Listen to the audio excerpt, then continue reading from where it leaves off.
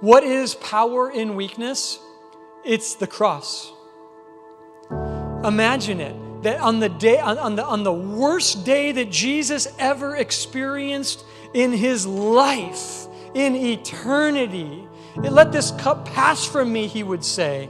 The worst day in his entire, he can't even say existence because he's the forever one.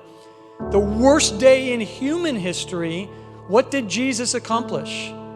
The salvation of the world. I want you to just think about that for a second. Try to imagine that. What do you get accomplished on your worst day?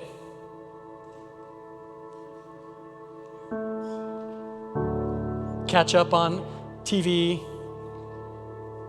eat more chocolate, shop online, yell at your kids, yell at your spouse.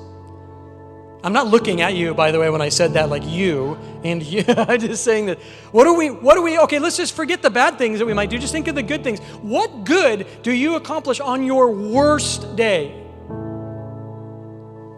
Man, when I was dealing with COVID, man, I had many days where, I'll tell you what I accomplished. Absolutely nothing.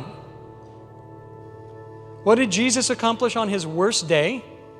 The salvation of the world. The salvation of the world. And Paul in Romans 5 writes about that. He says on his worst day, this is what he accomplished. How much more then will he save you from the throne?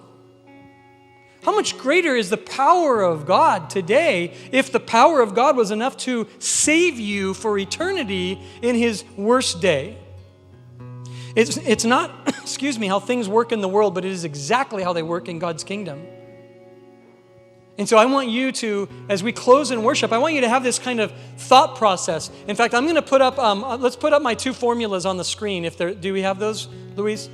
Yeah, okay, so make sure you notice the first one is wrong. If you think it's right, this is the problem. This is the nature of how so many people are getting things wrong. My weakness plus his strength equals my strength. Friends, that's wrong. The proper formula is my weakness and his strength equals his strength and his power. God isn't trying to make me strong. He's not trying to make me a super apostle, super dad, super husband, super Christian. He wants to be revealed that he is super through our broken, weak lives.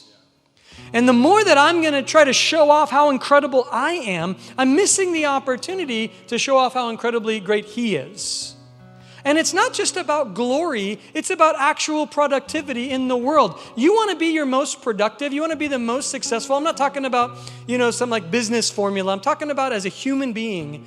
Then the best thing possible is to be totally submitted to the maker of humanity, who knows how you work. He knows what's best. And the climax of this book is that his grace is revealed. It's sufficient in my life.